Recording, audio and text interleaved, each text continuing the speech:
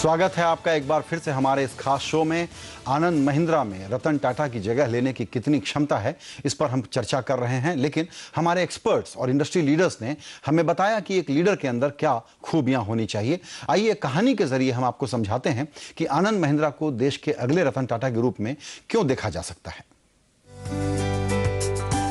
आनंद महिंद्रा को अगले रतन टाटा के तौर पर इसलिए देखा जा रहा है क्योंकि उन्होंने अब तक के कामकाज से ये भरोसा जगाया है कि वो सिर्फ एक अच्छे बिजनेसमैन या इंडस्ट्रियलिस्ट ही नहीं, वो एक ऐसे इंसान भी हैं जो अपनी हदों को तोड़ने का जज्बा रखते हैं, एक चलते फिरते बिजनेस को भी नई ऊंचाइयों तक ले जाने का सपना देखते हैं और बहुत कम वक्त में उसे हासिल भी कर दिखाते हैं। Bolero, Scorpio, Renault, SsangYong, SUV 500 और अब एक्विजिशन के लिए 2,500 करोड़ रुपए का फंड। यही नहीं, ब्रिटिश टेलीकॉम के साथ मिलकर महिंद्रा BT या टेक महिंद्रा बनाने का काम हो, मुसीबत में फंसी सत्यम को खरीदने का काम हो, डिफेंस के लिए बख्तरबंद गाड़ियां बनाने का काम हो या फिर एरोस्पेस इंजीनियरिंग में उतरने का फैसला। यही नहीं, समाज से जुड़े तमाम मसलों पर खुलकर राय रखते हैं और इसके लिए सोशल मीडिया का जमकर इस्तेमाल भी करते हैं, यानी पुराने मूल्यों और नई सोच का बेजोड़ मिश्रण।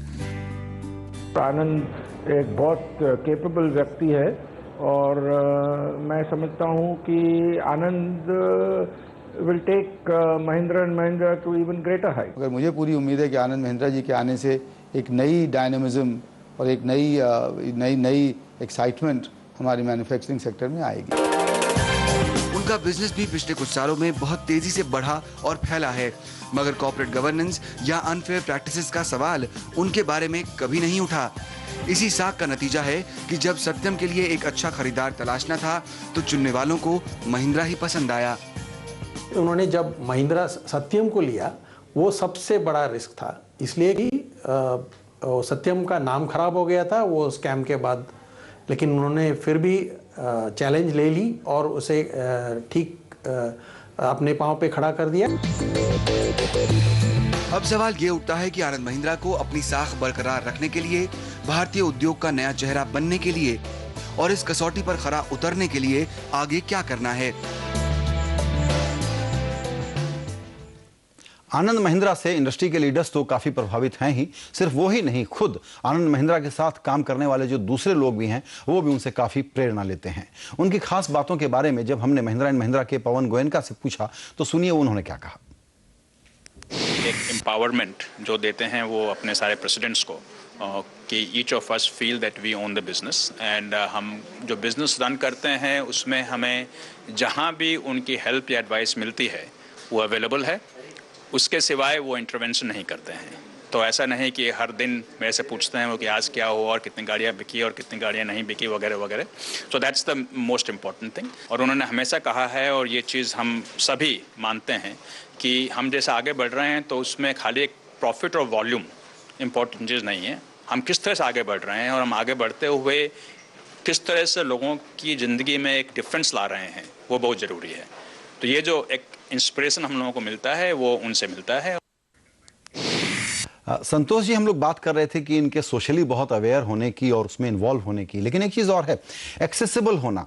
यानी विश्वनाथन आनंद शतरंज में जीत जाएं तो देश में कोई दूसरी घटना हो जाए, विदेश में हो जाए या कहीं तस्वीरें ले रहे हों, इन सारी चीज़ों को आनंद महिंद्रा ट्विटर के जरिए, जिसको आमतौर पर लोग फैड समझते हैं, ये बड़ा सीरियसली उसका इस्तेमाल करते हैं। रोज़ कम से कम 4, 6, 8 पोस्ट्स उस पर लगाते हैं। ये क्या बताता है इनके बारे में?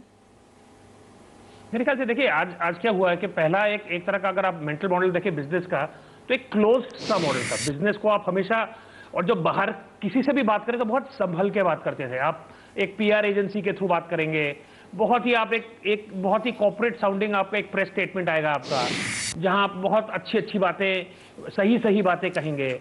आपको घबराहट थी बाहर की दुनिया से, एक तरह का डर था कि मेरी अंदर की सच्चाई कहीं बाहर आ जाएगी अगर मैं संभाल के ना बोलूं तो।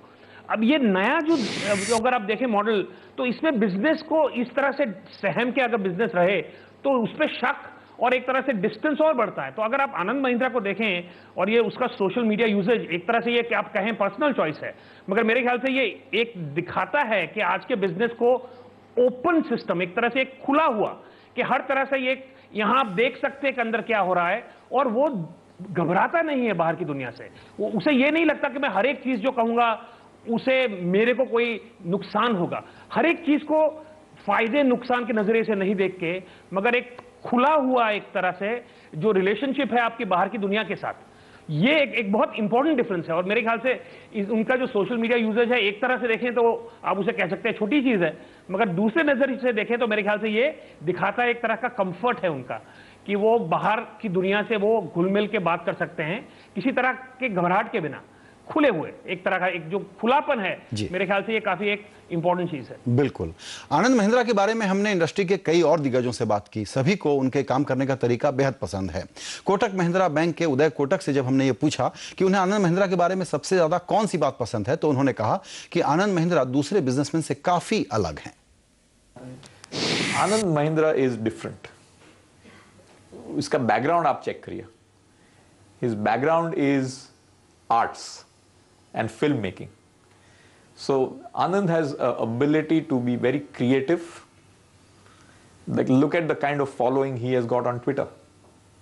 So his leadership style is very different from what we have seen in India traditionally. Anand will embrace change much before most of us, and he will move. And he's not scared of change.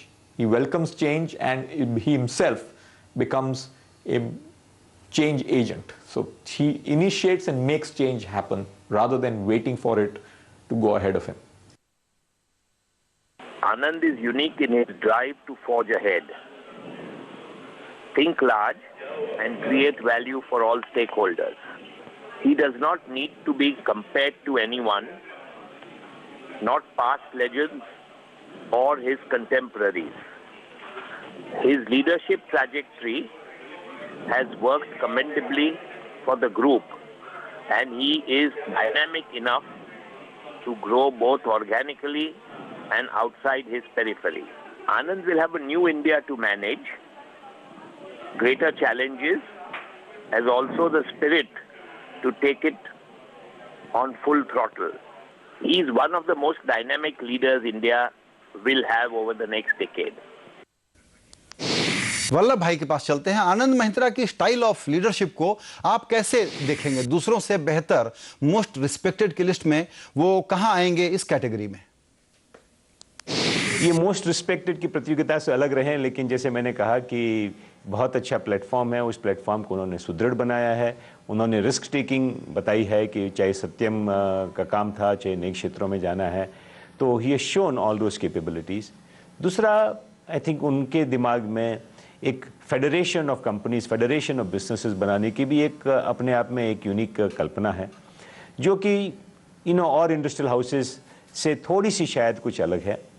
So I think उन्हें मौका बहुत अच्छा है, बहुत qualified हैं, लोगों का बहुत प्यार और स्नेह है।